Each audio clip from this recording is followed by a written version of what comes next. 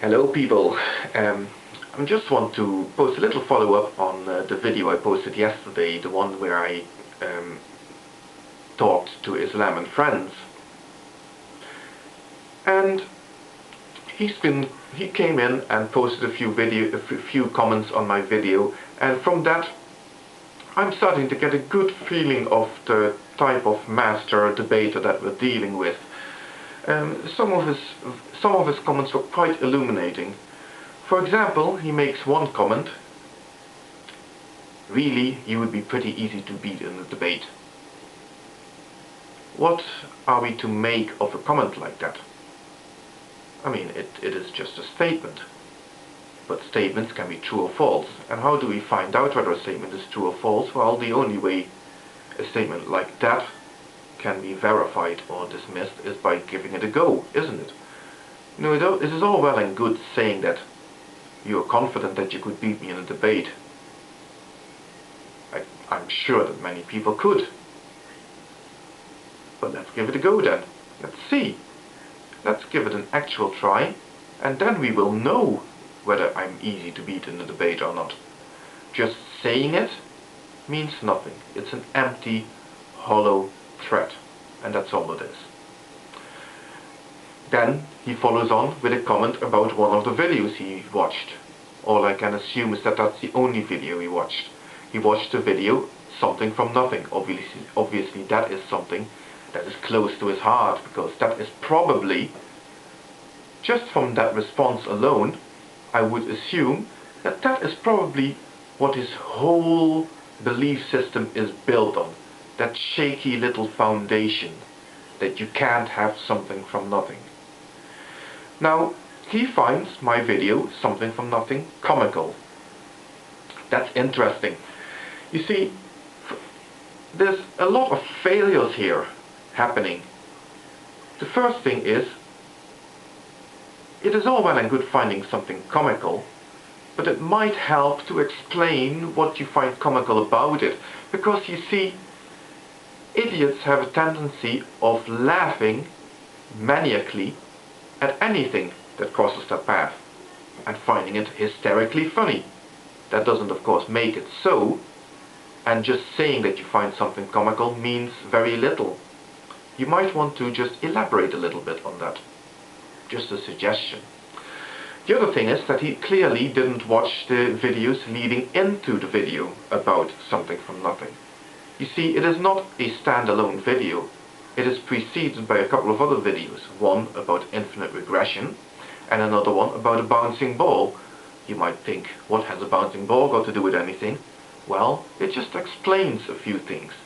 A few mathematical concepts, and it elaborates on how, mathematically speaking, an infinity of events, so to speak, could be wrapped up in a finite amount of time. That is very important in rejecting the claim that you can't have something from nothing. Because what that illustrates is that possibly, what you're looking at here is a non-issue. That there is no question of there coming something from nothing. But that in fact, time, stretching back into the past, is finite. And that nonetheless an infinite number of events could be wrapped up in that. Which then obviates the need for a first event. And if there's no need for that, where is the need for a creator? It is all well and good dismissing that as comical, but you might want to try and show us why you're dismissing it and why that dismissal is valid. Because otherwise, you're just rejecting it because you don't like it. And that, I'm afraid, my friend, is not a valid argument. So then, the other thing is that you might think that in that video I'm setting out to prove something. Am I setting out to prove that there is no God? Far from it.